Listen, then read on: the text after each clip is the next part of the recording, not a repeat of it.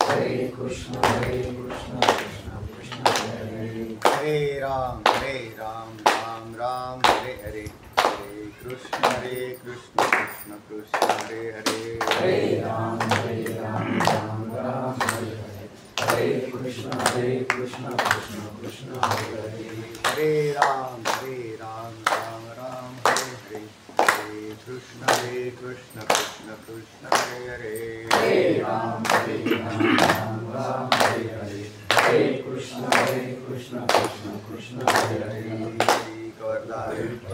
श्री ज्ञानदेव तुकाराम पंढरीनाथ भगवान की जय। माऊली ज्ञानेश्वर महाराज की जय। जगद्गुरु तुकाराम महाराज की, सब संतन की जय। आस्ति भाति प्रिय सिंधुत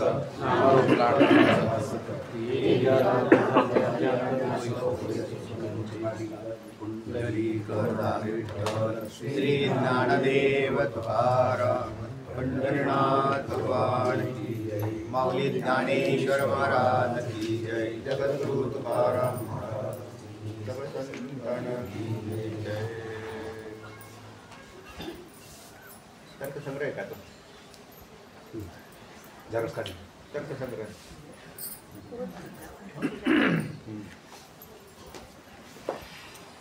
चला, अनुमानाचे 3 प्रकार आलेले होते। केवल व्यतिरेकी अनुमान, दुसरं जे आलं ते केवल अन्वय अनुमान, तिसरं आलं ते अन्वय व्यतिरेकी अनुमान, आणि त्याच्यात पुढे जाऊन मग वेदांत रीतीने फक्त एक अन्वयी म्हणजे ज्याला अन्वय व्यतिरेकी असं म्हटलेलं, इकडं अन्वय व्यतिरेकी म्हटलं आणि त्यालाच इकडं वेदांतात काय म्हणतात, अन्वय अनुमानाचा वापर केलेला आहे। आणि अर्थापत्तीचा अंगीकार केला, म्हणजे अर्थापत्ती हे स्वतंत्र प्रमाण मानलेलं आहे।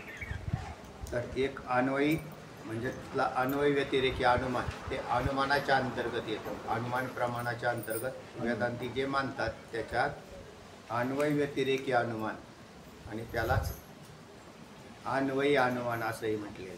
वेदांती अन्वयी अनुमान म्हणतात। आता न्यायशास्त्र दृष्टीने जे 3 प्रकार केले, केवल व्यतिरेकी, केवल अन्वयी आणि अन्वय व्यतिरेकी, न्यायशास्त्रकार हे 3 प्रमाणांचा विचार करतात।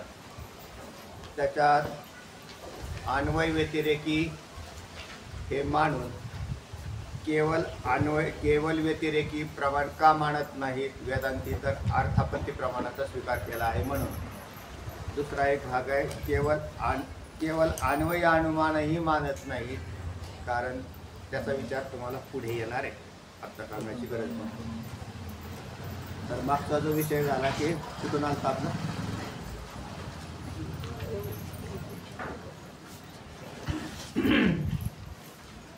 अन्वय अनुमान आणि व्यतिरेकी अनुमान, इथून अनुवाद आहे ना, कुठे जॉब सर 40 पानं एवढ्यापासून करा अनुवाद, सांगा नाही केला मग करताय केला, अनुवाद केला सांग। हे नव्या नायकांचं मत चालू आहे ना। हां, पण नवीन नायकांनी जे अगोदरचे प्राच्य नायक आहेत त्यांच्या मतामध्ये काही चूक होती ती दाखवलेली आहे। त्यांनी ते हेतूमध्ये साध्य अभावाचा विचार करायला पाहिजे होता, व्याप्तीचं ज्ञान होतं असं म्हणायला पाहिजे होतं, पण त्यांनी साध्याच्या ठिकाणी हेतू अभावाच्या व्याप्तीचं ज्ञान होतं असं म्हटलं, तर तेवढ्या अंशामध्ये ते चुकीचा भाग आहे असा सांगितला। व्यतिरेकमध्ये ना, हा व्यतिरेक उलट सांगितलं म्हणजे याच्यामध्ये त्यांच्या न्यायिकांच्या मतामध्ये आपण व्यतिरेकमध्ये ना, पण केवळ व्यतिरेकी अनुमानाचा विषय जो चाललेला होता मागचा, त्याच्यामध्येच केवळ व्यतिरेकी अनुमानामध्ये त्यांनी काय करायला पाहिजे होतं, एवढ्याच करता साध्य अभावामध्ये होणाऱ्या हेतू अभावाच्या सहचार दर्शनापासून देखील साध्याच्या व्याप्तीचे ज्ञान होते असे मानले पाहिजे, त्यांनी मानलेलं नव्हतं कोणी प्राच्य। काय मानलं होतं महाराज, साध्य अभावाच्या ठिकाणी येतो अभाव व्याप्ती मानते, ती उलट मानते। नाही बरोबर ना, व्याप्याच्या ठिकाणी व्यापकाची व्याप्ती असते ना.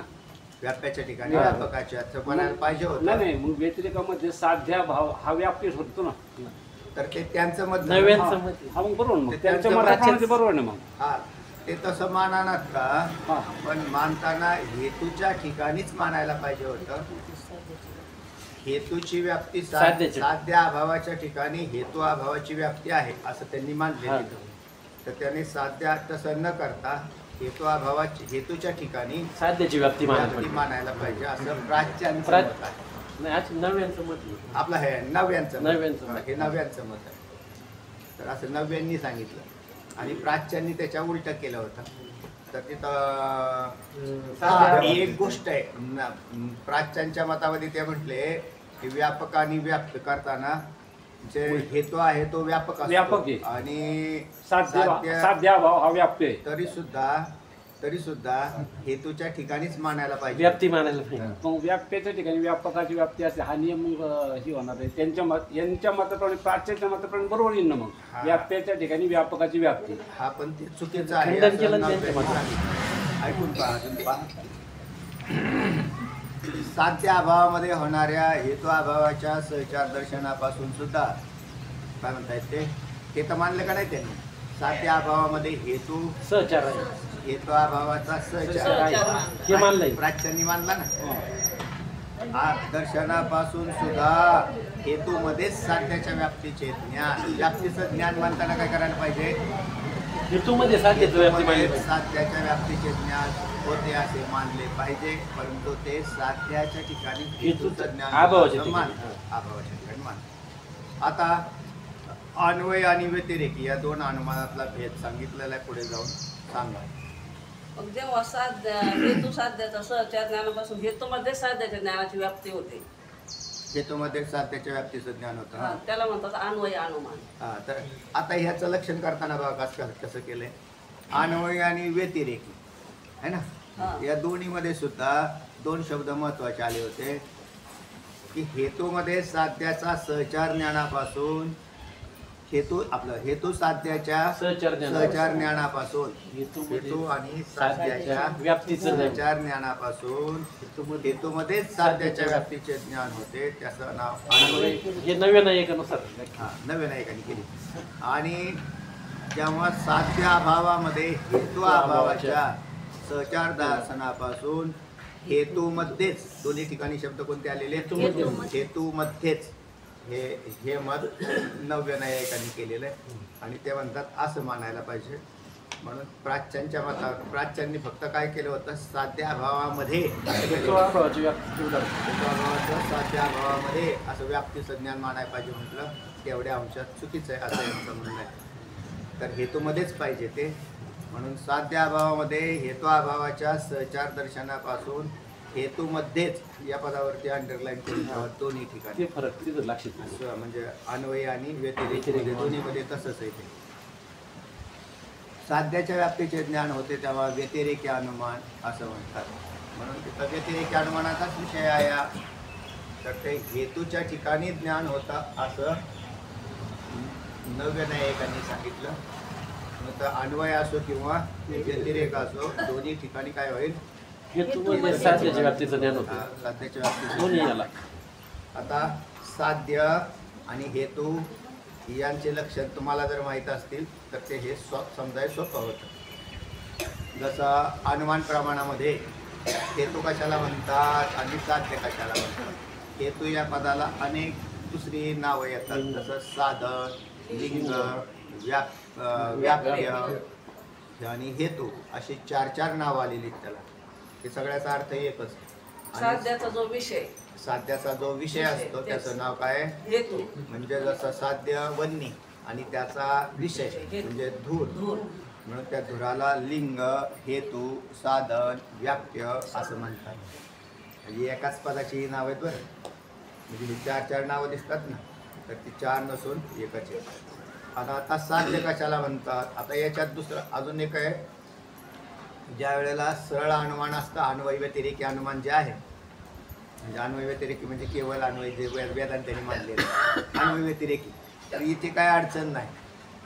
म्हणजे पर्वतो वन्यमान तिथं उदाहरण मिळते तर तिथं उदाहरण दोन्ही उदाहरणं ते व्यवस्थित आहे. दोन्ही उदाहरणं महारुद आणि मानस अशी दोन्ही उदाहरणं मिळतात खाली आलेले चला आधी वरचं सांगा काय असेल. आणि जेव्हा साध्य अभावामध्ये हेतू अभावाच्या सर्व दर्शनापासून हेतूमध्ये साध्याच्या व्याप्तीचे ज्ञान होते तेव्हा व्यतिरेकी अनुमान.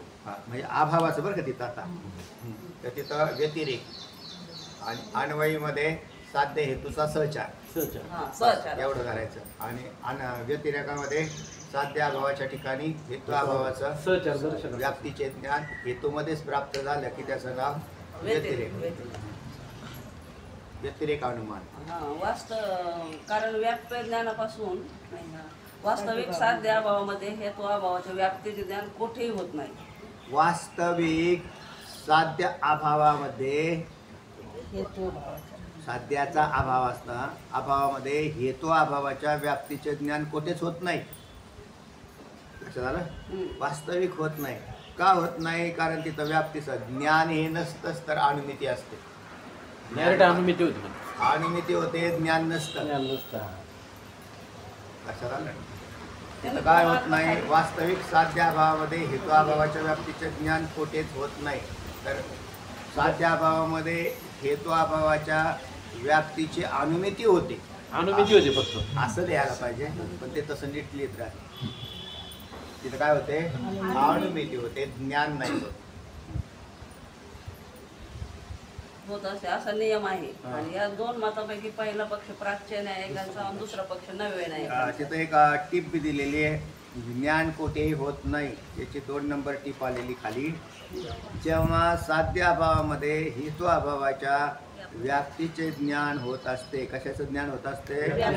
व्याप्तीचे होत असते. तेव्हा साध्य अभावापासून हेतू अभावाची अनुमती होते. केवळ हेतूपासून साध्याची अनुमती केव्हाच होणार नाही. तर तिथं काय व्हावं लागेल? व्याप्तीचं ज्ञान डायरेक्ट अनुमिती कशी होईल? म्हणून व्याप्तीचं ज्ञान झाल्यावर अनुमती होते आणि ज्ञान होत नाही. व्याप्तीशिवाय अनुमिती होऊ शकत नाही. तर ज्ञान कुठंच होणार नाही. तर तिथं पहिल्यांदा व्याप्तीचं ज्ञान मग अनुमिती आणि अनुमिती हे बी अनुमिती ज्ञान झालं. ते ज्ञान नाही. ज्ञानपद म्हटलं की तिथं प्रत्यक्ष होईल. प्रत्यक्षता होत नाही. अजून काय कारण झालं पुढे? आता अनुमान प्रकरणात न्याय ग्रंथाच्या अध्यायानं कोणाचा प्रवेशच तिथं होऊ शकत नाही.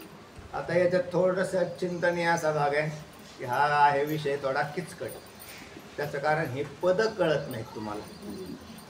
म्हणजे ह्याच्यातले जे आहेत ना जे भिन्न भिन्न पद नाही तर हे कळायला तसं सोपं आहे पण त्या पदाचाच अर्थ नाही कळाल्यावर मनुष्य कारण त्या पदाचा अर्थ काय होतो हा नक्की कळावा लागतो.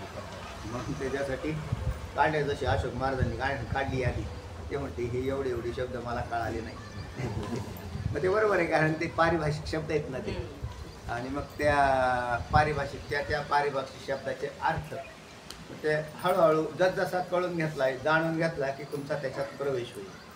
आणि मग त्याच्यासाठी तर्कसंग्रह वगैरे ग्रंथ ज्याचा तर्कसंग्रह झाला त्याला काय अडचण नाही. विचारसागर आणि तर्कसंग्रह झालेल्यांना वृत्ती प्रभाकरमध्ये प्रवेश करायला अडचण नाही. तर्कसंग्रहामध्ये बी ते हा साधारण प्रवेशाची भाषा आहे त्याच्यात. चला त्याचप्रमाणे आता आणि इथे सुद्धा आपल्याला नुसतं पुढचं प्रकरण वाचून नाही चालत. आता आपण अर्थापत्ती प्रमाणात आलो. या बराचसा प्रवास झाला. तर मागच्या 4ही प्रमाणांच्यात काय काय विषय झाला हा सातत्याने डोक्यात ठेवावा लागतो.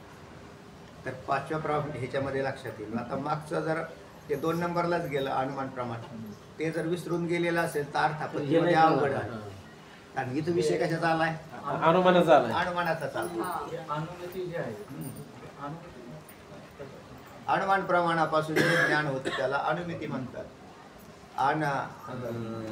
म्हणजे हे लिंगावरून साध्याचं जे ज्ञान होतं त्याला अनुमिती असं म्हणतात. लिंगावरून लिंग म्हणजेच धूम धुमावरून ज्याची अनुमिती होते. अनुमिती ज्ञान पण ते अनुमिती ज्ञान परोक्ष आहे अपरोक्ष ज्ञान नाही. ज्ञानामध्ये भेद आहेत. परोक्ष ज्ञान अपरोक्ष ज्ञान असं आहे. धुरावरून वन्नीचं ज्ञान झाले तर कोणतं झालं? परोक्ष अनुमिती झाला परोक्ष झालं. आणि त्या कारण दिवशी हे अनुमान परोक्ष आहे. प्रमाणापासून होणार ज्ञान हे परोक्षच असतं. परोक्ष आहे. तिथं कारण दोन दुराचं प्रत्यक्ष आहे, वन्नीचं नाही. वन्नीचं प्रत्यक्ष नाही, पण वन्नीचं ज्ञान झालं अनुमिती झाली त्याचं नाव अनुमिती. त्याचं नाव अनुमिती. हनुमान प्रमाणाच्या वेळेस दोन ज्ञान होते, एक प्रत्यक्ष होतं आणि एक अनुमिती होतं. अनुमितीचा जो विषय आहे, अनुमान प्रमाणाच्या वेळेला, कारण सगळीच प्रमाणं ही प्रत्यक्षावर आधारित आहे. उपपाद्याच्या प्रत्यक्षावरून उपपादकाची कल्पना कल्पना केला इथं हा, ते सुद्धा प्रत्यक्ष होतं. तिथं दोन आहेत. पुष्टी हे प्रत्यक्ष आहे ना, त्या आणि माणसाची जाडी. तर जाड माणूस पाहिला म्हणून त्याच्यावर तर जाडीला पाहणं, पुष्टतेला पाहणं हे प्रत्यक्ष. आणि रात्रीचं भोजन अर्थापत्ती, अर्थापत्ती बरोबर. तिथं अर्थापत्ती म्हणजे तिथं अर्थापत्ती ज्ञान. कशाचं ज्ञान झालं? अर्थापत्ती सृष्टीवरून रात्रीच्या प्रमा भोजन. झाली ना, अर्थापत्ती प्रमा. म्हणजे म्हणजे रात्रीचं भोजन तिथं अर्थापत्ती प्रमा. असं गंधत्वावरून गंधवत्वावरून सारा इतर भेदाची कल्पना केली, म्हणजे इतर भेदाची प्रमा झाली तिथं. प्रमा. तसं उपमान प्रमाणामध्ये सुद्धा गवयावरून गोस गवयाच्या ठिकाणी गायीचं ज्ञान सादृश्य होतं. प्रमाण. आधी म्हणजे उपमान प्रमाण म्हणजे गवयाच्या ठिकाणी गायीचं ज्ञान हे उपमान प्रमाण. आणि त्याच्यावरून होणारी गायीच्या ठिकाणी उपमिती उपमिती प्रमा. उपमिती प्रमाण. आता उपमितीला होते ना तुम्ही, उपमानावर उपमिती प्रमाणात होते म्हणजे उपमिती तर कळा. आता तुम्ही अनुमानाला नव्हते तर वाचन नाही, करत मला होते. हे वाक्य काय आहे त्याचा प्रॉब्लेम यायला लागला. जेव्हा साध्या अभावामध्ये हां हेतू अभावाच्या हां व्याप्तीचे ज्ञान होते बरोबर. आता यातलं काय पाहिजे? होत असते, हा. तेव्हा साध्या अभावापासून हेतू अभावाच्या अनुमतीच होते. बरोबर. म्हणजेच तिथं प्रत्यक्ष होत नाही. हे सांगायचं. तर ज्ञान होत नाही, अनुमिती होते. प्रत्यक्षता भिन्न आहे, तिथं अनुमितीच होते. म्हणून मग चला. झालं का ते? बरोबर. त्यांनी म्हणले मग अनुमानाचं इथे आम्ही कुठेही विस्तारपूर्वक काही सांगितलेलं नाही, फक्त व्यतिरिक्त अनुमानानुसार विस्तार उदाहरण स्पष्टीकरण केले, केवळ अन्वय सांगितलं नाही. हां. केवळ तर केवळ अन्वयी अनुमानाचे उदाहरण सांगितले नाही म्हणतात. तर ते सांगतायत पुढे सांगताय जाऊन. पुढं सांगतो म्हणजे हां जेथे साध्य अभाव आणि हेतू अभाव यांच्या सहचाराचे उदाहरण मिळत नाही तेव्हा केवळ अन्वय अनुमान म्हणतात. काय म्हटलं तिथं आता बघा, पहिल्या ह्याच्यात काय म्हटलं, दुसऱ्यात काय म्हटलं आणि तिसऱ्यात काय म्हटलं. तर त्याच्यामध्ये पहिल्यात होतं अन्वय व्याप्तीचे उदाहरण मिळत नाही असा केवळ व्यतिरेकीमध्ये आलं. आता साध्य अभाव हेतू अभाव यांच्या सहचाराचे उदाहरण मिळत नाही. तेव्हा त्या म्हणजे तिथं उदाहरणच मिळत नाही. साध्य अभाव आणि हेतू अभाव यांच्या सहचाराचे उदाहरण मिळत नाही. आता पाठीमागं असं म्हटलं होतं अन्वय व्याप्तीचे उदाहरण मिळत नाही, तर साध्य अभावामध्ये हेतू अभावाच्या व्याप्तीचे उदाहरण मिळते असं होतं. त्याला केवळ व्यतिरिक्त अनुमान. तिथं व्यतिरेकी झालं. आणि इथे आहे अन्वय केवळ अन्वयी.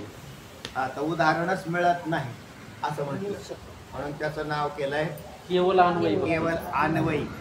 केवळ अन्वयी म्हणजे उदाहरण मिळत नाही अभावाचं. असा अन्वय धरला. अन्वय कसा धरला? उदाहरणच मिळत नाही हाच अन्वय. अभावाचे सहचार म्हणून ते केवळ अन्वय हा, म्हणून केवळ केवळ अन्वय. म्हणून केवळ अन्वय. आता त्याच्यात उदाहरण दिलेलं आहे घटपट, शक्तिमान, नियत. नियतवाद, पटवत. पटवत. सांगा. कारण घटवत. नियमाचा नियता ही पद शक्ती सर्व पदामध्ये असते ना, हा. सर्व पदामध्ये असते. त्याच्यामुळेच मग म्हणून अभावाच्या सहचाराचे कुठंच उदाहरण नव्हतं. हा, रागावाच्या सहचार करते ते कसा उदाहरण कसं आहे ते पहा. ईश्वरी देयत्व. हा. हा, आता ऐका. घट, पद, शक्तिमान. आता यांनी हे शोधून काढलेलं उदाहरण एक असं आहे. खरं तर उदाहरणच मिळत नाही, पुढे जाऊन सांगतील. पण न्यायिक आहे ते न्यायिक. आता त्यांनी जर ते तर ते काय करतायत की घट पदाच्या घटपद उच्चारल्यावर घटपदापासून घट या पदार्थाचं ज्ञान व्हावं ही ईश्वराची इच्छा आहे. इच्छा आहे. असं त्यांनी ईश्वराची इच्छा मानते ना. आणि म्हणून घटपद उच्चारल्यावर घटाच्या पदापासून वेदांत त्यांनी मांडली का? नाही. तर पदामध्ये शक्ती मांडलेली, ईश्वराची इच्छा नाही मांडलेली. ती पदात शक्ती आहे की त्या पद उच्चारल्यावर पेन हे पद उच्चारल्यावर पेन या पदार्थाचं ज्ञान आहे. त्याला ईश्वराची इच्छा नाही लागली पण त्या न्यायशास्त्रकारांनी लावलेली. कसं म्हणताल तर नेयत्वात म्हणजे जे जे ज्ञेय पदार्थ असतात ते ज्ञानाचे विषय होतात. म्हणजे उदाहरणार्थ पट वगैरे सगळं तसं पट हे पट उच्चारलं की पटापासून पटाचं ज्ञान, घट म्हटलं की घटापासून घटाचं ज्ञान. म्हणून केवळ अन्वय पट उच्चारल्यावर घटाचं ज्ञान होत नाही, हा फक्त फक्त पटाचंच होतं केवळ अन्वय. घट उच्चारल्यावर घटपदापासून घटाचंच ज्ञान होतं, याला म्हणायचं अन्वय. केवळ अन्वय, केवळ अन्वय. पेन असं उच्चारल्याबरोबर तुम्हाला ज्ञान घटाचं झालं, पेनाचंच झालं, तर अन्वय आहे. कारण सगळे पदार्थ त्याच्या ज्ञानाचे विषय असतात. ज्ञेयत्वात हा हेतू वापरला आणि पट हे उदाहरण. पुढे आता अन्वय व्यतिरेकी अनुमान सांगतात. हा अन्वय व्यतिरेकी अनुमान सांगू राहिले. हा सांगा. जेव्हा अन्वय सहचार आणि व्यतिरेकी सहचार अशी दोन्ही अन्वय व्यतिरेकी अनुमान हे सगळ्यात सोपं आहे. सोपं आहे. याचं कारण तुमचं झालेलं आहे. प्रसिद्ध अनुमान आहे ते. म्हणजे प्रसिद्ध अनुमानाचा आकार जो दिलेला आहे तर चला, ज्याला वेदांती अनुमान प्रमाण मानतात तेच हे काय झालं, अन्वय आणि व्यतिरेक. कारण याच्यात अन्वयाचंही उदाहरण मिळतंय आणि व्यतिरेकाचंही उदाहरण मिळतं. तर याला वेदांती अन्वय अनुमान असं म्हणतात किंवा इथल्या भाषेत त्याला अन्वय व्यतिरेकी उदाहरण असं म्हटलेलं अनुमान. चला, या प्रसिद्ध अनुमानात अन्वय सहचाराचे उदाहरण म्हणजे महानस. म्हणजे असं आहे, पर्वतो वन्यमान धूमत्वात यत्र यत्र धूमा तत्र तत्र वन्यही यथा महानसा. आणि त्याच्यामध्ये महानसामध्ये वन्य आणि धूम यांच्या सहचार व्याप्तीचं ज्ञान ज्याला आहे, म्हणजे अविनाभावरूप संबंधाचं ज्ञान ज्याला आहे, हेतूमध्ये साध्याचं हेतूमध्ये साध्याचा जो भाग, धुरामध्ये अग्नीचा सहचार आहे. धूर आहे म्हणजे अग्नी आहे धुराच्या ठिकाणी. म्हणजे हेतूमध्ये साध्याच्या व्याप्तीचं ज्ञान ज्याच्या ठिकाणी आहे त्याला व्याप्ती ज्ञानावरून काय केलं लगेच, म्हणजे त्याचं नाव हे व्याप्ती ज्ञान कुठं होतं याचं उदाहरण तर महानस. म्हणून महानस म्हणजे स्वयंपाकघर. इथं त्यांनी तो नेहमी नेहमी नेहमी नेहमी चूल पेटवली की धूर निघला, चूल पेटवली म्हणजे अग्नी आहे. आणि धूर आणि अग्नी यांचं सहचार्याचं उदाहरण कुठे मिळालं, महानस पदाचा अर्थ आहे स्वयंपाकघर. आणि व्यतिरेकी सहचाराचे उदाहरण म्हटलं तर मग तिथं महारोध. आता व्यतिरेकी सहचार, तर व्यतिरेकी सहचारा म्हणजे तलावाच्या ठिकाणी वाफा निघताना दिसतात. आता अशोक महाराज म्हटले आम्ही पाणी धारताना सुद्धा थंडीच्या दिवसात वाफ्यामध्ये वाफा दिसतात. मग त्या वाफ्यावरून एक अनुमान केलं त्यांनी, काय आहे की जर रानात पीक उभं असेल आणि पाणी जर खाली गेलेलं असेल, त्याचं कारण एक विहिरीचं पाणी थंडीच्या दिवसात गरम असतं. तुम्ही त्यात जर स्नानाला गेले तर तुम्हाला फार हे होईल, थंडीच्या दिवसात सुद्धा विहिरीचं पाणी. तर त्याच्यातलं आता इथं बाहेर जमीन थंड झाली आणि त्यात पाणी सोडलं तर त्याच्यात पिकातून वाफा निघताना दिसतात. मग पिकातून जर पीक असं उंच झालेलं असेल आणि लांबवर गेलेलं असेल तर पाणी कुठपर्यंत गेलं ते म्हटले अनुमानाने कळतं. कारण जिथे जिथे वाफा निघतात तिथे तिथं पाणी आहे. जर वाफ्यात ते पाणी तिथपर्यंत गेलंय का नाही गेलंय ते तिकडे जायची गरज नाही, तर इकडे अलीकडून दार देता येतं. आणि तिथं काय दिसतात, ज्या तिथे वाफा दिसतात त्या तिथे पाणी पोचलेलं. तर पण मग हे उदाहरण कसं झालं तर व्यतिरेकी, कारण तिथं वन्नीचा अभाव आहे. वन्नी नसताना धूर आहे म्हणजे तिथं हेत्वाभास आहे, त्याला हेत्वाभास असतो. वास्तव हेतू नसून तर हेतू नसून हेतूचा आभास आहे. आणि आता शिष्याने तुम्हाला हे प्रश्न विचारला ते की हेतू आभासाचे बी 5-6 प्रकार आलेले आहेत. ते सवय विचार, विरुद्ध, विरुद्ध, असिद्ध, असिद्ध आणि सत्प्रतिपक्ष सत्प्रतिपक्ष बरोबर आहे. आणि बाधित. बाधित. बाधित. हे सगळे हेतू आभासाचे प्रकार आहेत. तिकडे जाऊन बघा. आणि मग त्या दुसऱ्या प्रकारात. सवय विचार मध्ये 3 प्रकार. हा, त्याचे परत 3 त्याचे 3 प्रकार. आहेत पुन्हा. चला. जाऊ द्या. मग शिष्य म्हटलं की अन्वय सहचार, व्यतिरिक्त सहचार म्हणजे काय, यांचे स्वरूप मला नीट समजले नाही तर ते कृपा करून सांगा. बरं. तर ते म्हणले तर की- अन्वय सहचार व व्यतिरिक्त सहचार म्हणजे काय त्याचं स्वरूप सांगा. ऐका. सांगा. तर अन्वय सहचार म्हणजे हेतूमध्ये साध्याच्या व्याप्तीचे जे उदाहरण त्यास अन्वय सहचार आत्ताच झालेला समजा. आता विषय झालता एवढा हा. की हेतूमध्ये साध्याच्या व्याप्तीचे जे उदाहरण त्याचं नाव अन्वय सहचार. तर हे सगळं करताना हेतूमध्ये असे पद आलेले तर जोर कशावर लावला आहे हेतूमध्ये. हेतूच्या ठिकाणी पाहिजे, साध्याच्या ठिकाणी मानू नका. एवढं समजलं की मागचं प्रकरण समजलं. हेतूमध्येच साध्याच्या व्याप्ती, हेतू म्हणजे दूर, दूरामध्ये वन्नीची व्याप्ती आहे ना.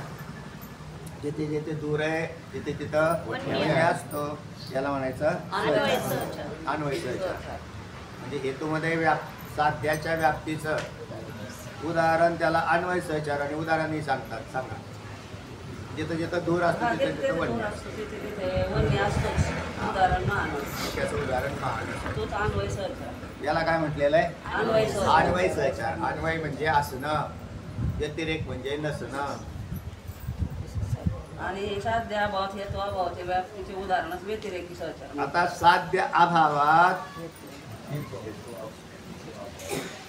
म्हणजे वरती काय केलेलं होतं, हेतूमध्ये साध्याच्या व्याप्तीचे जे उदाहरण ते अन्वय सहचार आहे ना. आता साध्य अभावात हेतू अभावाच्या व्याप्तीचे उदाहरणाला व्यतिरिक्त सहचार. पण साध्य अभावात हेतू अभावाच्या व्याप्तीचे ज्ञान कोणाच्या ठिकाणी होतं? अहो हेतूच्याच ठिकाणी हेतूच्याच होतं. ठिकाणी होते. हे सांगायचं त्यांना. हा. वन्य नाही, आग नाही, हे म्हणजे काही दूर नाही, आग व्यतिरेकामध्ये नाही. नव्य नायक काय म्हटले, आपले प्राच्य नायक काय म्हटले होते? साध्य साध्याच्या ठिकाणी होतं असं नका म्हणू. तर हेतूच्याच ठिकाणी होतं. बस एवढाच मुद्दा आहे त्यात. साध्य अभावात हेतूचा अभाव आहे, हे बरोबर. हेतूचा अभाव, पण ते हे ज्ञान हेतूच्या ठिकाणीच होते. इथं बी लिहिलं त्यांनी परत की तसेच साध्य अभावात आहे का, हेतू अभावाच्या व्याप्तीच्या उदाहरणाला व्यतिरेक सहचार असं म्हणतात आहे ना.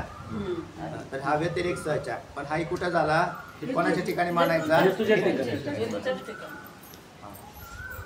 मग हेच अन्वय व्यतिरेकी अनुमान जर असं मान तो वन्य नसतो तिथं दूर नाही असं म्हटलं ना, म्हणजे साध्याच्या ठिकाणी हेतूचं अभाव सांगतो. बरोबर आहे. तर जे ते वन्नी नसतो आहे का, जे ते वन्नी नसतो ते दूर सुद्धा नसतो.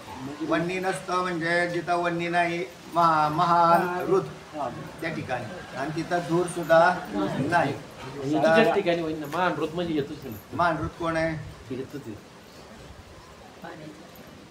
महानृताच्या ठिकाणी ना. हृदयावरच्या वाफा येतात. वापा म्हणजे हेतूच ना ते. हा तेच ना. मान रोजच्या वरच्या वापा हेतूच त्या आहे. वाफा धरायच्या तिथल्या. हा. वाफा म्हणजे. तर महानृत, जसं महानृत हे उदाहरण झालं. आणि त्याच्यावरच्या वाफा. जिथे वन्नी नसतो तिथं दूर सुद्धा हा. नसतो. वाफा तर दूर म्हणजे दुराचा आभास. हा बस. आता महानृताच्या ठिकाणी जो धूर दिसतो हा धुराचा काय आभास. आभास झाला. आणि म्हणजे धुराचा भास आहे, धूर नाही. आणि मग तो कोणाच्या ठिकाणी, तिथं जर शोधलं तुम्ही तर खाली कोण सापडलं? महानृत. महानृत का वन्नी? महान. महानृत सापडले. म्हणून वन्नी नसतं, वन्नी नाही, तिथं धूरही नाही, इथं व्यतिरेक सहचार सांगायचा आम्हाला बस. आणि हा व्यतिरेक सहचार झाला. तिथं वन्नी नाही, तिथं दूरही नाही. तर मग दूर नाहीच आहे ना. दुराचा आभास आहे. आभासच आहे. त्या आभासालाच हेतू म्हणले. त्या आभास हेतूच आभास रूप झाला. हा. ते आभासाच्या ठिकाणी नाही वन्य. म्हणून तो व्यतिरेक सहचार आहे. हेतूच्या ठिकाणी. आता काय म्हणतात ऐका. अशा रीतीने नाही, एक केवळ व्यतिरेक, केवळ अन्वय आणि अन्वय व्यतिरेक असे 3 प्रकारचे अनुमान मानतात. आता खालचं ते काय दोन पर्वतोवन्यमान अन्वय सहचार आणि व्यतिरिक्त सहचार या दोन्ही उदाहरण असल्यामुळे अन्वय व्यतिरेकी अनुमान असे म्हणतात. तिथं ज्याच्यात दोन्ही उदाहरणं सापडतात तिथं अन्वय व्यतिरेक. त्यातलं भिन्न भिन्न भेद केले. अन्वय सहचार म्हणजे असणं आणि व्यतिरिक्त सहचार म्हणजे नसणं. धुराचं नसणं, आभासाने प्रतीतीला येणं व्यतिरेकी, आणि महान असा धुराचं असणं हे अन्वय. कोणाचं असणं? धुराचं असणं वन्नीच्या ठिकाणी अन्वय, धुराचं नसणं महारुदाच्या ठिकाणी, जलाच्या ठिकाणी धुराचं नसणं व्यतिरेक. हे दोन्ही व्यतिरेक झाला आणि एक अन्वय झाला. चला 2-3 वेळी झालेले. 2 वळी जाते पण ते पहिल्यापासून घ्या. वाचा. दुसरं heading, वेदांत रीतीने फक्त एक अन्वयी म्हणजेच अन्वय व्यतिरेक. आता वेदांत रीतीने फक्त एक अन्वयी म्हणजेच ते ज्याला नैयायिक काय म्हणतात, म्हणजे दोन्ही ज्यांनी नायकांनी जे 3 भेद केले त्याच्यात अन्वय व्यतिरेकी असा एक भाग आला. केवळ व्यतिरेकी, केवळ अन्वयी आणि अन्वय व्यतिरेकी.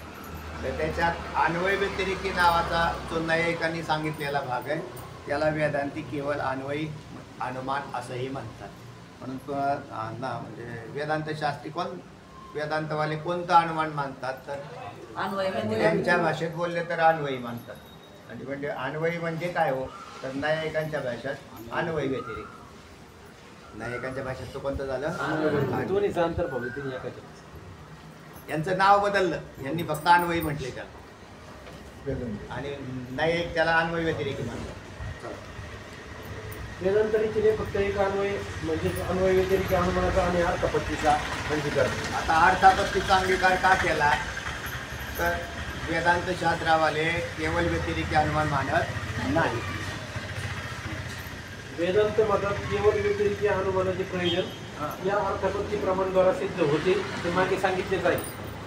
तर वेदांत मतात केवळ व्यतिरेकी अनुमानाचे प्रयोजन अर्थापत्तीद्वारा सिद्ध होते सांगितलं आहे. चला पुढे. अर्थात इतर भेद असलेल्या गंधवत्ता ही संभवत नाही.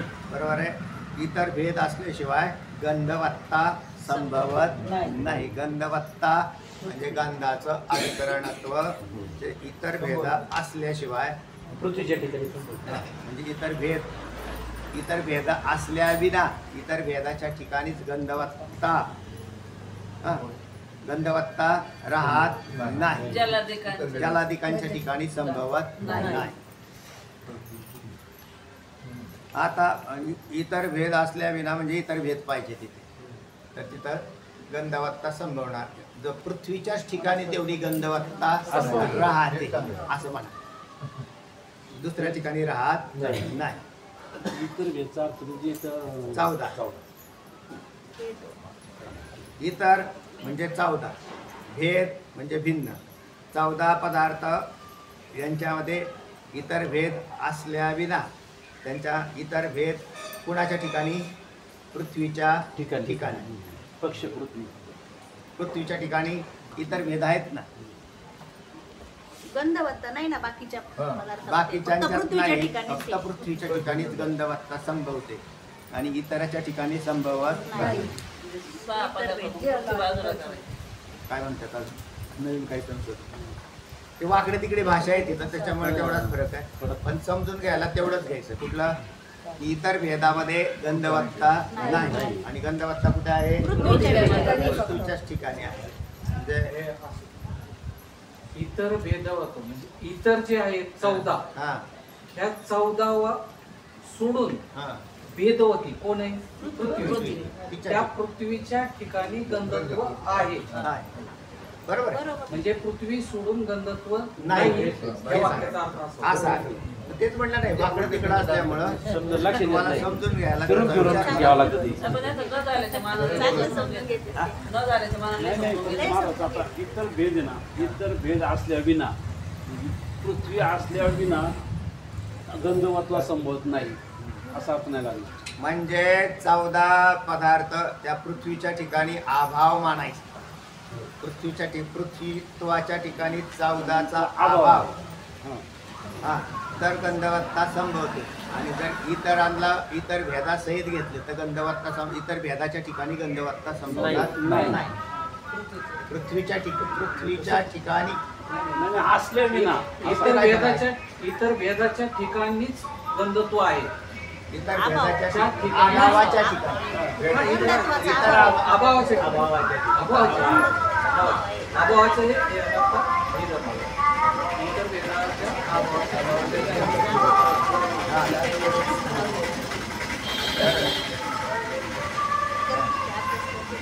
सांगा तुमच्या मनाने काय आहे तू सांगा, मग आम्ही कधी उत्तर जाऊ. तुम्हाला काय म्हणायचं? असल्या विना हा. म्हणजे ही गोष्ट असल्या विना, पृथ्वी असल्या विना गंधवत्वा संभवत नाही. पृथ्वी असल्या विना, पृथ्वी जर असेल तर गंधवत्व संभवन असल्या विना या शब्दामुळं. म्हणजे पण इतर भेदाच्या ठिकाणी पृथ्वी राहते का? नाही, इतर भेद हा म्हणजे ज्याला इतर आधी भेदात- असल्या विना, असल्या विना हा, असल्या ज्याला विना. आधी आता एकच घ्या, ज्याला आधी असल्या विना हा. गंधवत्व संभत नाही. असल्या विना हा. म्हणजे कसं सांगायचं तुम्हाला सांगा. म्हणजे तिथे इतर भेद जर असं म्हणलं, इतर भेद, इतर आणि इतर भेद, इतराहून भेद, इतर म्हणजे 14 आणि इतरावरून भेद म्हणजे पृथ्वी. इतरावरून भेद म्हणजे म्हणजे पृथ्वी. हा. इतर याचा अर्थ काय येणार 14. बरोबर. मग इतरावरून भेद जेव्हा म्हणतात तेव्हा पृथ्वी येणार. बरोबर. पृथ्वी असल्या विना गंधवत संभवत नाही. तेच सांगितलं मला. नाही ना, तुम्ही इतर भेद म्हणतात 14 असल्या विना. पृथ्वी असल्या विना हा. संभवत नाही. आणि गंधवत्ता ही कुठे राहील? पृथ्वी मी तेच म्हणतो, पृथ्वी असल्या विना इतर भेद नाही. म्हणून पृथ्वी इतर नाही, पण ती नाही इतर इतर आहे. नाही, इतर भेद इतर भेद. भेद इतर नाही, इतर भेद. इतर भेद म्हणजे पृथ्वी. हा. म्हणजे पृथ्वीच्या इतर भेद म्हणजे ठिकाणी पृथ्वी. हा, इतर भेद म्हणजे पृथ्वी असा अर्थ. गंधवत्ता तेच संभवत. म्हणजे इतर भेद म्हणजे पृथ्वी जर घेतलं तर पुढचं असल्या विना गंधवत संभवत नाही असं. संभवत नाही.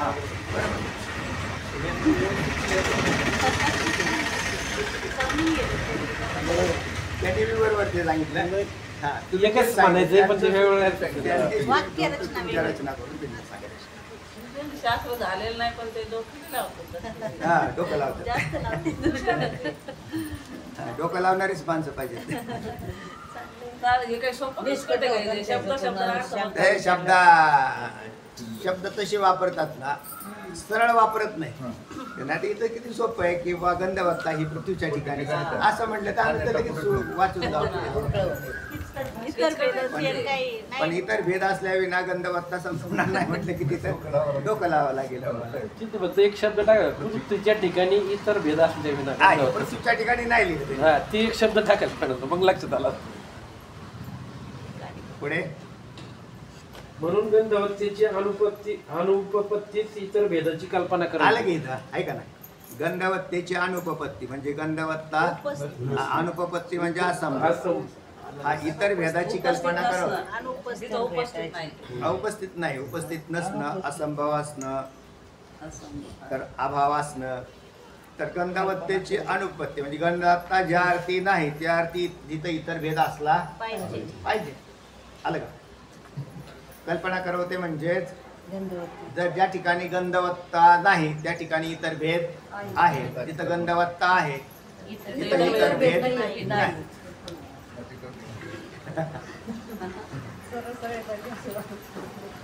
आता काय बरोबर आहे? या प्रकारे वेदांत मतात अर्थापत्ती प्रमाणामुळे केवळ व्यतिरिक्त अनुमान गतार्थ आहे.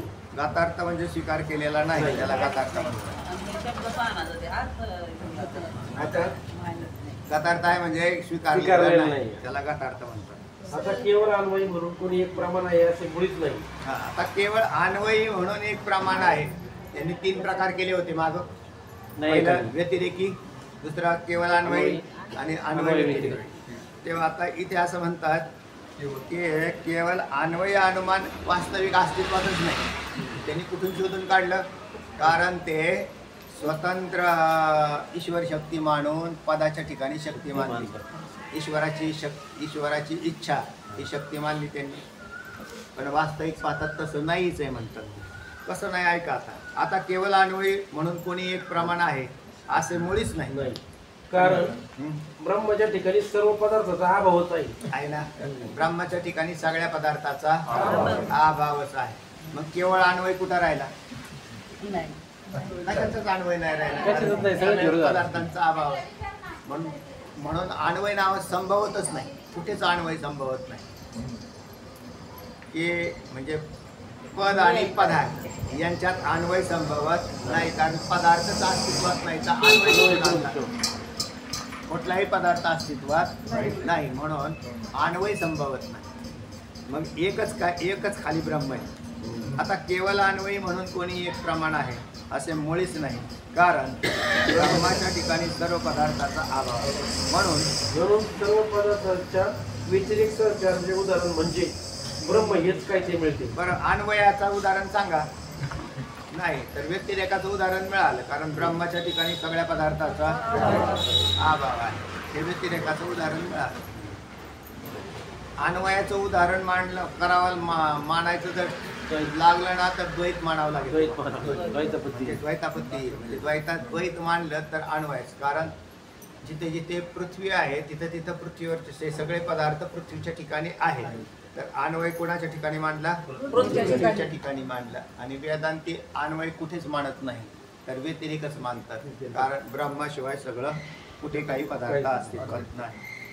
म्हणून वेदांत्याने केवळ अन्वय अनुमान मानलेलं नाही. खंडनच झालं त्याचं. तुम्ही का केवळ अन्वयी मानत नाही? कारण ब्रह्म सोडून दुसरीकडे कोणताच पदार्थ अस्तित्वात नाही. आणि नाही एक मात्र 7 पदार्थ मानतात, 16 पदार्थ मानतात. त्यांनी 16 पदार्थ मानले ना. न्यायशास्त्राने प्रमाण, प्रमेय, संशय, सिद्धांत, तर्क, निर्णय, वाद, छल, जाती,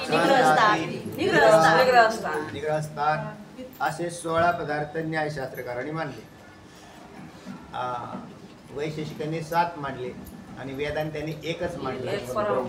एकच मानले, तोच ब्रह्मच मांडलं फक्त, बाकी दुसरं काहीच मांडलं नाही. म्हणून केवळ अन्वयी अनुमानाचा विचार वेदांत शास्त्राने केलेला नाही. यद्यपि ब्रह्माच्या ठिकाणी वृत्ती ज्ञानाची विषयता रूप नेता असल्यामुळे तिचा तेथे म्हणजे ब्रह्माच्या ठिकाणी अभाव संभवत नाही. यद्यपि म्हणजे तथापि ब्रह्माच्या ठिकाणी वृत्ती ज्ञानाची विषयता रूप नियता असल्यामुळे तिचा तेथे म्हणजे ब्रह्माच्या ठिकाणी अभाव संभवत नाही. कुठं? वृत्ती ज्ञानाची विषयता वृत्ती व्याप्तीसाठी तर वृत्ती आवरण दोषाच्या नाशासाठी वापरलेली विषय. नाहीतर मग वृत्तीच्या मार्फत ब्रह्माचं ज्ञान नाही सांगितलं, अज्ञान नाशाच्या द्वारे आत्मज्ञान प्रतिपादन केले. तेव्हा ब्रह्माच्या ठिकाणी वृत्ती ज्ञानाची विषयतारूप नेयता सांगताना वृत्ती ज्ञान म्हणजेच शब्द प्रमाण, कोणतं शब्द प्रमाण आणि तत्वमसी महावाक्य. त्या तत्वमसी महावाक्याने अज्ञेय ब्रह्म ज्ञेय होतं का? नाही, ब्रह्म फक्त अज्ञान जातं. तर त्याचा अज्ञान निवृत्तीपूर्वक नेयता प्रतिपादन केली आहे. तर तिथं नेयता प्रतिपादन केली आहे म्हणजे अज्ञान निवृत्तीपूर्वक नेयता असल्यामुळे तिचा तेथे वृत्तीचा अभाव संभवत नाही. म्हणजे तिथं ती वृत्ती मानलेली. पण ती वृत्ती कोणती? वृत्ती व्याप्ती. वृत्ती व्याप्ती त्या ठिकाणी अज्ञान नाशासाठी मांडलेली. तथापि ब्रह्माच्या ठिकाणी नेयताधिक सुद्धा मिथ्याच आहे. बरोबर आहे ना. नेयताधिक काय येतं? ब्रह्माच्या ठिकाणी वृत्ती ज्ञानाची विषयता रूप नेता. विषयता म्हणजे विषय करणं. ब्रह्माला वृत्तीने विषय करणं याला म्हणायचं विषयता. तर त्याला ब्रह्माला विषय करणं ते म्हणजे मग तुम्हाला ब्रह्मज्ञान घ्या, ब्रह्मज्ञान मिळवा. ते ब्रह्मज्ञानाचा उपयोग काय? जर कोणी असं म्हणेल की ब्रह्माचं ज्ञान करण्यासाठी ब्रह्मज्ञान, तर हा अर्थ चुकला.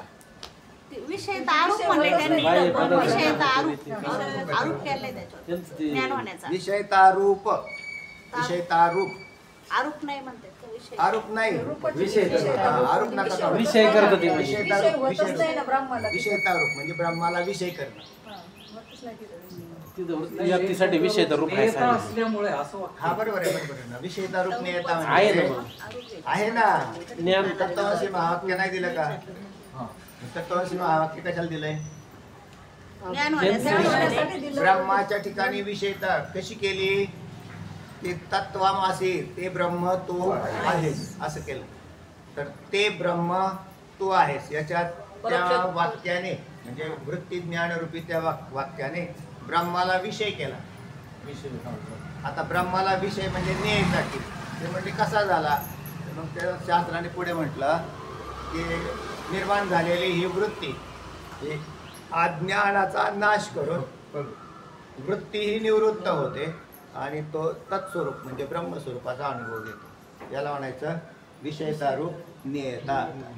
तत्वमसी महावाक्य वापरावं लागेल ना तुम्हाला. पण तिथे त्या तत्वमसी महावाक्याने ब्रह्माला विषय नाही केला तर हे बी मिथ्याच आहे. ब्रह्माला विषय झालाच कुठं? तेव्हा ब्रह्म हा विषय झाला. ब्रह्मज्ञानाचं असाधारण कारण आहे ते शब्द आहे. तर हा पण असाधारण कारण शब्द शब्द हे ब्रह्मज्ञानाचं असाधारण कारण. आता इथं असल्यामुळे तिचा तिथे हम्म. तिचा म्हणजे वृत्तीचा. तिचा तिथे अभाव अभाव आहे. नाही. वृत्ती शिवतच नाही.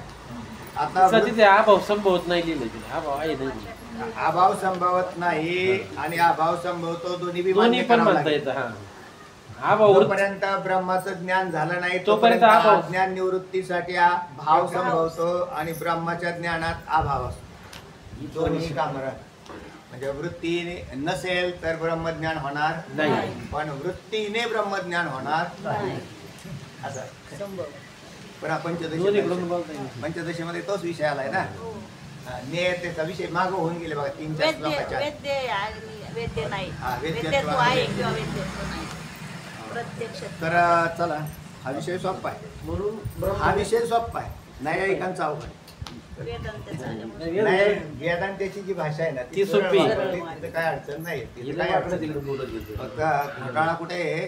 न्यायशास्त्रकाराच्या भाषेमध्ये मात्र घोटाळा आहे. कारण ते सरळ नाही बोलत. ते आडवे बोलले म्हणून हे सरळ राहिले म्हणून कळलं. ते नसते पण बोलले हा बरोबर आहे. पण ते बुद्धीला धार लावण्याचं काम त्यांनी केलं. कारण तिथं जर बुद्धीचा प्रवेश नाही झाला तर म्हणजे काही बऱ्याच पदांचा अध्याहार करून घ्यावा लागतो न्यायिकांच्या भाषेत किंवा उलट्या भाषेने विचार करावा लागतो. चला. वेदांताने म्हणून मिथ्या पदार्थ नित्य पदार्थ आणि त्याचा अभाव हे दोन्ही एकाच अधिष्ठानात राहू शकतात. बरोबर आहे. मिथ्या पदार्थ आणि त्यांचा अभाव हे दोन्ही एका अधिष्ठानात राहतात. कसं कसं? मिथ्या पदार्थ जागेचा रोध करत करत नाही. नाही. सिद्धांत मिथ्या सिद्धांतात चला. मिथ्या पदार्थ आणि मिथ्या पदार्थाचा अभाव हे दोन्ही एकाच. आता ब्रह्म समजा सव्यष्टीने जर घेतलं तर हा तर ब्रह्मा स्वरूपाच्या ठिकाणी जगतात जगताचा अत्यंत अभाव आणि जगताचा भावही आहे. म्हणजे अध्यस्त रूपाने भाव भाव आहे. त्याचा अभाव आणि मिथ्या रूपाने भाव म्हणजे अध्यस्तता हे दोन्ही एकाच कालात राहतात. रज्जूच्या महात्म्याच्या ठिकाणी दृष्टीने अभाव आहे ना. आपल्या दृष्टीने भाव आहे ना देवाच्या दृष्टीने. रज्जूच्या ठिकाणी सर्पाचा अज्ञान कालात भाव भाव आहे. ज्ञान कालात आणि अभाव. ज्ञान कालात अभाव हे दोन्ही एकाच काळात राहतात. इथे भाव आणि अभाव दोन्ही राहतात ना. पदार्थ पाहिला तर तुमची केवळ प्रतीती आहे. म्हणजे अज्ञान कालात प्रतीती हा भाव आणि ज्ञान कालात त्रैकालिक अत्यंत हे त्याचा अभाव. ब्रह्मस्वरूपाच्या ठिकाणी जगाचा अभाव महात्मा दृष्टीने आणि अज्ञान दृष्टीने शिवाच्या दृष्टीने भाव हे दोन्ही एकाच काल. जगात महात्मे सुद्धा राहतात आणि जगात जीव जीव पण सुद्धा राहतो. राहतो. आणि दोघा एकाचा भाव आणि एकाचा अभाव. प्रत्येकाच्या भूमिकेवर अवलंबून. मृगजळ हे मिथ्य आहे. हा. ओके. आता मृगजळ म्हणजे काय? पाणी. मृगजळ तिथं दिसतंय आपल्याला हा. ते मिथ्य आहे. आणि मृगजळ म्हणजे काय? पाणी. म्हणजे पाण्याचा तिथं अभाव आहे. म्हणजे अभाव पण तिथं राहतोय आणि मिथ्य पदार्थ पण तिथं राहतोय. आता तुम्ही त्यात मृग शब्दाला आणा ना. मृगाच्या दृष्टीने अभाव. भाव भाव आहे. आपल्या दृष्टीने आपल्या दृष्टीने आपल्याला ज्ञान आहे त्याचं म्हणून. मृगाच्या दृष्टीने भाव आणि तुमच्या आमच्या दृष्टीने अभाव एकाच काळात राहतात. ज्ञानीपुरुषाच्या दृष्टीने जगात जगताचा विषय अभाव, एक ब्रह्मच आहे असं म्हणते. अहम सोहम ब्रह्म कळले, एक ब्रह्मच आहे. आणि तेच अज्ञानी जीवाच्या दृष्टीने जगत जीव झालं. तेव्हा मिथ्या पदार्थ, त्या मिथ्या पदार्थातही दोन प्रकार आहेत, जे एक अर्थाध्यास आणि म्हणजे अर्थाध्यासाचाही अभाव आणि ज्ञानाध्यासाचाही अभाव. त्यांचा अभाव एकाच अधिष्ठानात राहू शकतात. एकाच अधिष्ठान एकच असतं. अधिष्ठान दोन दोन नाही, कारण सत्य पदार्थ हा एकच असतो.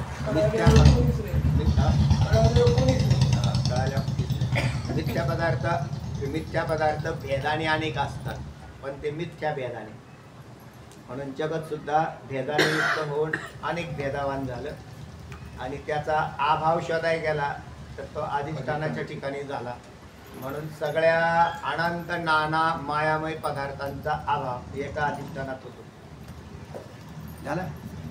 व्यावहारिक त्याचा अनुमान घ्या. व्यावहारिक प्रपंच मिथ्या, व्यावहारिक प्रपंच मिथ्या, ज्ञान निवर्त्यत्व यत्र यत्र ज्ञान दृश्य यत्र यत्र ज्ञान निवर्त्यत्व वापरलं त्यांनी. ज्ञान निवर्त्य तत्र तत्र मिथ्यात्व. यथा स्वप्न शुक्तिरजतो वगैरे. यथा शुक्तिरजतः, स्वप्न नाही, यथा शुक्तिरजतः.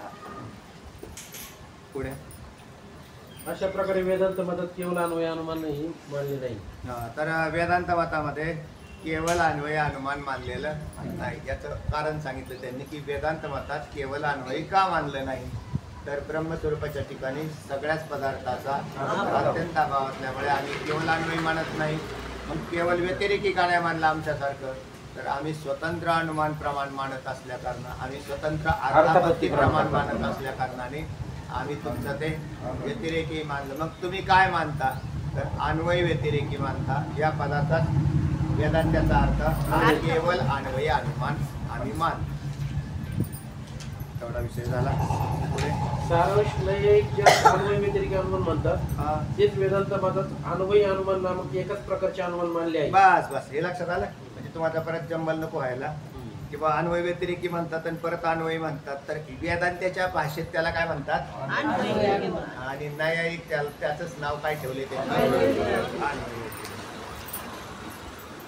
या मतात. या मतात केवळ व्यतिरिक्त अनुमानाचा स्वीकार केला नसून पण त्या मतात वेदांत मतात व्यतिरेकी अनुमान मानलेलं नाही. त्याऐवजी या अर्थापत्ती प्रमाणाचा स्वीकार केला आहे. हेही मागे प्रकाशाच्या आरंभीत सांगितले आहे. बरोबर आहे. तर हे पागत सांगितलंय म्हणतात तुम्हाला. पुढे आता जर सूक्ष्म विचार दृष्टीने पाहिले तर केवळ व्यतिरिक्त अनुमान आणि अर्थापत्ती दोन्ही प्रमाणे मानली पाहिजे. जर सूक्ष्म दृष्टीने पाहिलं तर असं लक्षात येतं की केवळ व्यतिरेकी अनुमान आणि अर्थापत्ती ही दोन्ही मानली पाहिजे. तर काय चिंतन आहे ऐका आता, की सूक्ष्म दृष्टीने पाहिलं तर केवळ व्यतिरेकी अनुमान व अर्थापत्ती ही दोन्ही प्रमाणे मानली पाहिजे. कारण जेव्हा एकाच पदार्थाच्या ज्ञानाची आता तुमच्या बुद्धीला परत धार लावायचं काम करणार. कारण जेव्हा एकाच पदार्थाच्या ज्ञानाचे अनुव्यवसाय भिन्न भिन्न होतात. हा, अनुव्यवसाय म्हणजे ज्ञानाच्या ज्ञानाला अणुव्यवसाय असं म्हणतात. खाली लिहिलेले लक्षण आहेत पहा, खाली पहा टीप आहे, 1 नंबर टीप आलेली आहे. ज्ञानाच्या ज्ञानास अणुव्यवसाय म्हणतात आणि अणुव्यवसायाचे विषयरूप जे ज्ञान त्याला व्यवसाय असं म्हणतात. व्यवसाय पदाचा अर्थ विषयरूप ज्ञान म्हणजे प्रमाणाच्या द्वारे होणारं प्रथम ज्ञान त्याला व्यवसाय ज्ञान. तसा अयम घटहा हे ज्ञान कोणत्या व्यवसाय अणुव्यवसाय का व्यवसाय ज्ञान आणि अयम घटा जानामी ज्ञान व्यवसाय याला अणुव्यवसाय ज्ञान म्हणतात. ज्ञानाचं ज्ञान आणि ज्ञान हे दोन भेद आहेत. प्रथम माणसाला अणुव्यवसाय नाही होत, तर प्रथम व्यवसाय म्हणजे प्रथम ज्ञान. याला काय म्हणायचं, जसं घट आहे हे ज्ञान व्यवसाय. घाटाला मी जाणलं म्हणजे ज्ञानाचं ज्ञान झालं. त्याला परोक्ष अप्रोक्ष म्हणता येईल नाही. आता त्याच्यात जा, आता घटाला पाहिलं, आता पेनाला पाहिलं, तर पेनाला मी पाहिलं असं ना, पेनाला पाहिलं. हा पेन आहे पहिलं ज्ञान कोणतं पेन आहे. आहे? आयाम व्यवसाय आहे ना? ज्ञान. हे आयाम म्हणजे पेन हा. आहे. तर हा पेन, तर हे पहिल्यांदा हा पेन आहे. आणि नंतर का हो, तो हा पेन याने ठेवून दिला कुठेतरी, तर त्याला दुसऱ्यांदा ज्या वेळेला तो म्हणतो की हो पेन ती काय ते, तर हे ज्ञान त्याला अणुव्यवसाय ज्ञानामुळे झालेलं असतं. ज्ञानाचं आणि ज्ञान. त्याला जाणामी म्हणजे जाणलेला आहे त्याला. अयम घटः आणि अयम घटम जानामी असं ज्ञान आहे ते. त्याला अणुव्यवसाय ज्ञान म्हणतात. पुढे काय म्हटलं इथं? केवळ एकाच पदार्थाच्या ज्ञानाचे अणुव्यवसाय भिन्न भिन्न होतात. अणुव्यवसाय भिन्न भिन्न होतात. अजून एक यात भाग आहे. प्रत्यक्ष प्रमाणाने त्या ज्ञानाचा भेद होतो, अनुमान प्रमाणाने भेद होतो, उपमान प्रमाणाने शब्द प्रमाणाने भेद होतो, उपमान प्रमाणाने भेद होतो, अर्थापत्ती प्रमाणाने. कसे भेद होतात? तर त्याला ज्या वेळेला जसं जसं जाणलं जातं तस तसे त्या ज्ञानाचे भेद होत राहतात. ज्या प्रमाणाचे द्वारे अणुव्यवसाय भिन्न भिन्न होतात. एकाच ज्ञानाचे अणुव्यवसाय भिन्न होतात. आता त्याच्यातही पहिल्यांदा असं आहे, आता आपला हे चालू विषय होता त्याच्यामध्ये की पर्वतो वन्यवान धुमत्वात यत्र यत्र धुमः तत्र तत्र प्रवन्नी. तर त्याच्यात प्रत्यक्ष कशाचे आहे? धुराचं झालं ना, धुराचं प्रत्यक्ष झालं. आता वन्नीचं काय झालं तिथं?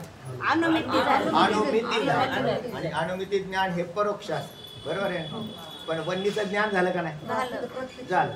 तर तो कोणी एखादा तिथून आलेला आहे, तर तो म्हटला ते आलेला, तो म्हटला तिथं वन्नी शेगोटी पेटवलेली ती, शेकोटी पेटवलेली ती.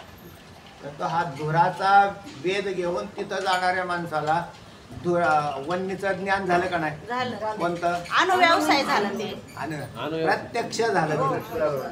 प्रथम झालं. वन्नीचं प्रत्यक्ष झालं. धुमाचं व्यवहारिक व्यवसाय ज्ञान होईल. आणि वन्नीचंच. आता आपल्याला एकाच वन्नीची दोन ज्ञान ज्ञान करायचे त्याचं ज्ञानाचं एक ज्ञान. पहिलं झालेलं अणुमिती आणि दुसरं झालेलं प्रत्यक्ष मी वन्नी जाणला पाहिला.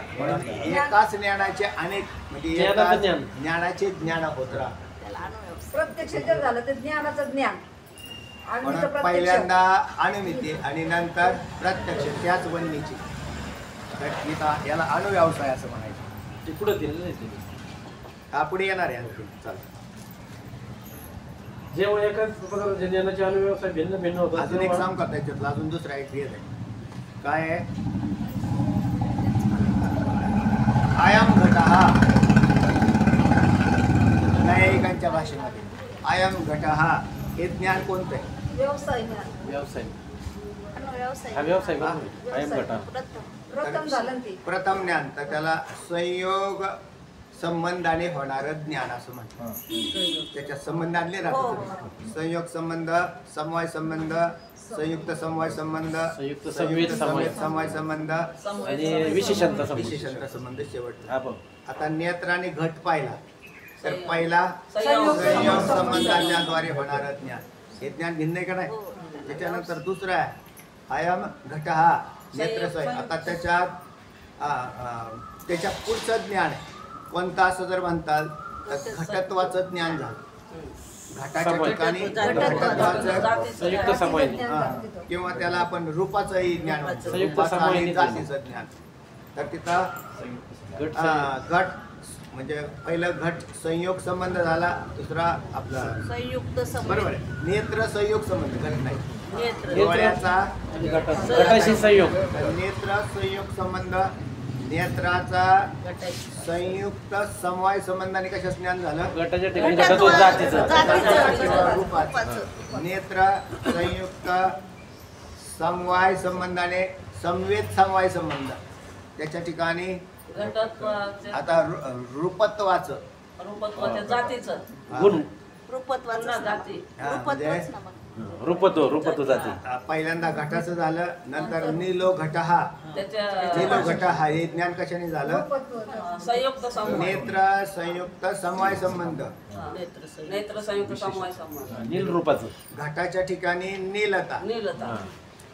पहिल्यांदा संयुक्त संबंधाने घट, नंतर समवाय. नेत्र संयुक्त समवाय संबंधाने नीलता. नीलता. आता नीलत्वाचं संयुक्त समवेत समवाय. समवेत समवाय. समवेत समवाय. समवेत समवाय. समवाय. कारण दोन आले ते. नेत्र संयुक्त संवेद दोन समूह आले का संवेद घ्यावा लागतो. नीलत्वाचं ज्ञान झालं का नाही? किती अनुव्यवसाय झाले लय झाले. आता त्याच्यात पदार्थाच्या ज्ञानाचे अनुव्यवसाय हा. भिन्न भिन्न असतात बरोबर? असते असं म्हणतात. मला असं वाटतं की अनुव्यवसाय म्हणजे काय, आपल्याला झालेलं ज्ञान. हा. परत ते बरं, थांबा, त्यांच्यावर घ्या. हे पहिलं जे अनुव्यवसाय- पहिलं जे होतं ते व्यवसाय हा. आणि नंतर जे होतं ते आणि व्यवसाय अनेक असतात. हा. बरोबर आहे. बरोबर. आता मी काय हे बघा की त्या ठिकाणी सिंपल पडले. ओके. आणि मी इथून काय पाहिलं की मला हे दिसलं, रूप दिसलं. ओके. हे मला काय झालं, व्यवसाय झाला. ओके. आणि मी काय म्हणतोय, नाही रूपच आहे. म्हणजे ह्या काय झाला, अनुव्यवसाय झाला. ओके. आता त्याच्यात प्रमा आणि भ्रम काढावं लागतील ना तुम्हाला. एक मिनिट, म्हणजे असं मला वाटतं. आणि मी तिथं घेऊन जाऊन नाही, गेलो. त्याच्यात तुम्ही ते ज्ञान दोन सांगितली बरोबर आहे. एक पण रुपयाचं प्रबंध नाही, म्हणजे ह्या ठिकाणी आणि अनुव्यवसाय कुठलं, एक रूपाचं आणि मग एक- भ्रम धरायचा ना त्याच्यात.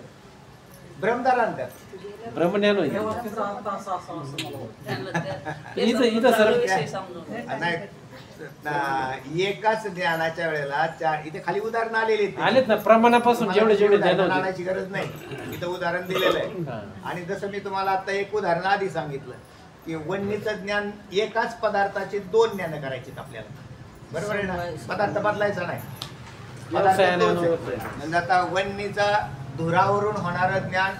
अनुव्यवसाय. आता तुम्ही धूर पाच तिथे गेल्यावरती तिथं तुम्हाला झालेलं वन्नीचं प्रत्यक्ष एक प्रत्यक्ष, दुसरं अनुमान प्रमाणाच्या द्वारे अशी झाली.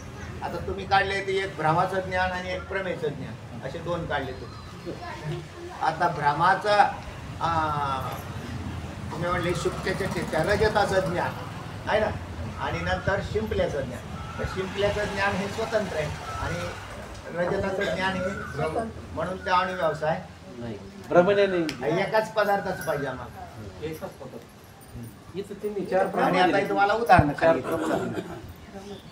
ऐका. तर पण एवढा वेळ नाही आपल्याला. थोडस जेवढा आहे चार तेवढं. व्यवसाय ज्ञानाचे जे जनक जे प्रमाण हा.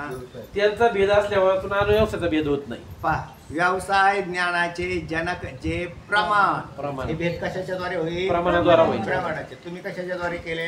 प्रमाणाद्वारे. म्हणजे तुम्हाला प्रमाणांचे भेद पाहिजेत. कशाचे? प्रमाण. म्हणजे प्रत्यक्ष प्रमाण, अनुमान प्रमाण, शब्द.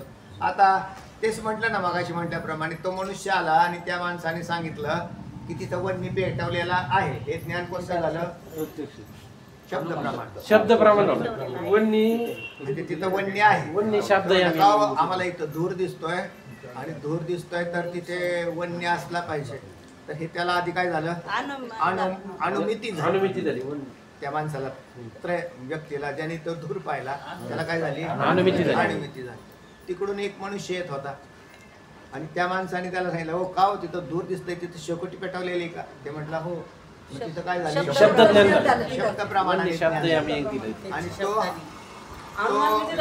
पुढे गेला आणि मग त्याने तिथं वन्नी प्रत्यक्ष पाहिला. याचं आता तिथं ज्ञान कोणतं आहे? प्रमाण. नेत्र संयुक्त अग्नी झाला. प्रत्यक्ष प्रमाण. अनुमान झालं ते. प्रत्यक्ष. त्याला परार्थ अनुमान. हा.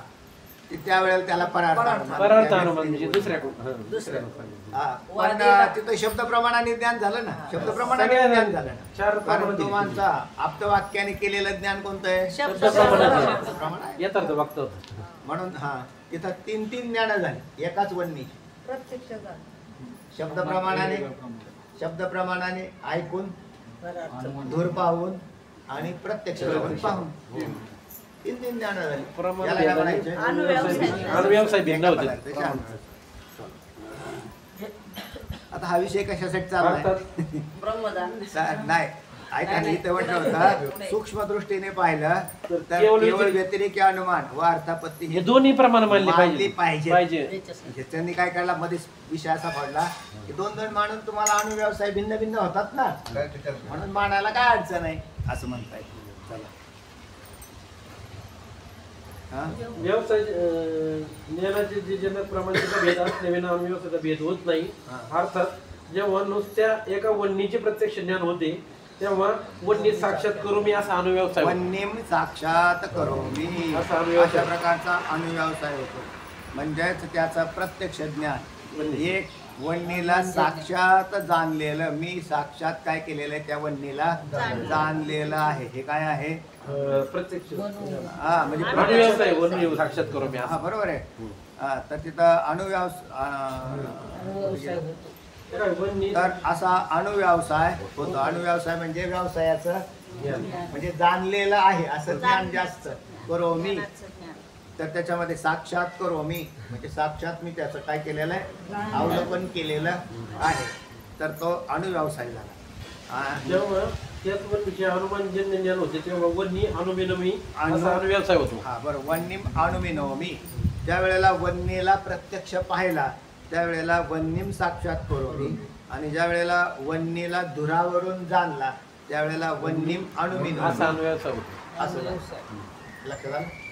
एक प्रत्यक्ष आहे आणि दुसरं. आता तिसरा, जेव्हा त्या वन्नीचे शब्द प्रमाणापासून ज्ञान होते तेव्हा वन्नीम शब्द यामी असा अणुव्यवसाय आता होतो. तिसरं वन्नीम शब्द यामी शाब्द यामी.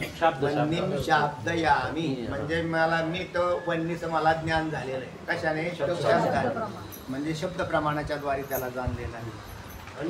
आणि जेव्हा त्यास सूर्य सदृश्य वन्नीचे सादृश्य ज्ञान रूपमान प्रमाणापासून ज्ञान होते तेव्हा सूर्येन वन्नीम उपमिनोमी असा अणुव्यवसाय होतो. आता इथं वन्नीम उपमिनोमी हे ज्ञान कसं झालं तर उपमान प्रमाणाच्या द्वारे. कारण उपमान प्रमाणात सादृश्य जन्य ज्ञानाला सादृश्य ज्ञानजन्य ज्ञानाला उपमिती असं. उपमिती उपमान प्रमाणाच्या द्वारे उपमिती होते ना. मग सादृश्य ज्ञानजन्य ज्ञानातला उपमिती असं म्हणतात. ते उपमिती झाली तिथे. झाली का नाही? तर त्याचा सूर्येनं वन्नीम उपमिनोमी म्हणजे सादृश्य कोणाचं आहे? वन्य आणि सूर्य. झालं का? आणि तिथे सादृश्य ज्ञान जन्य ज्ञान म्हणजे मग तिथं सूर्य आणि वन्नी. तर यांच्यात हा अशा प्रकारचा अणुव्यवसाय झालेला दिसतो. एक टिपलेली अणुव्यवसायाची तिथे आकडा एक तिथं खाली आला. आणखीन एकदा पाहायचा असेल तर परत खाली जाऊन पाहू शकता. तर अशा प्रकारे व्यवसाय ज्ञानाचे जनक जे प्रमाण त्या प्रमाणांच्या भेदामुळे अणुव्यवसायाचे भेद निर्माण होतो. बस. तर त्याच्यात अणुव्यवसायात तर अणुव्यवसायात सुद्धा भेद निर्माण होतं. म्हणून तुम्हाला काय करायला पाहिजे, अणुव्यवसाय भिन्न असतील तर मानायला काय अडचण नाही असं म्हणायचं होतं. अणुव्यवसाय भिन्न भिन्न दिसत आहे. आता राहिलेला विषय नंतर.